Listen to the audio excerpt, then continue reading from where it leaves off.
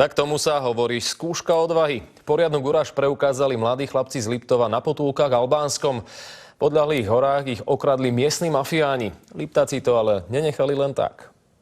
Albánsko má povesť divokej zabudnutej krajiny. Miesto, kam sa trojica mladíkov vybrala, to lepšie vystihnúť nemohlo. Toto pohorie sa volá Prekliaté hory. Je to vlastne také posledné izolované a divoké pohorie v Európe. Raz ráno pri východe slnka z vrchu kopca videli, ako k ich stanom kráčajú v údolí ozbrojení pastieri kôz. Kým zišli dole, okradli ich. Zistili sme, že nám chýba technika a veci na oblečenie, bez ktorých sme sa nemohli ďalej pohnúť, pretože sme mierili do hôr a je tam kopa snehu a bez tých vecí by sme tam zamrzli. Doposiaľ sa to mohlo zdať ako normálny príbeh z odľahlého Albánska, teraz ale nastáva zlom vo veci. Chalani sa totiž rozhodli, že zlodejov nájdu. Dvaja išli, Stano ostal strážiť. Zašli za prvý kopec a asi po pol hodine som z ich smeru počul 3 výstrely.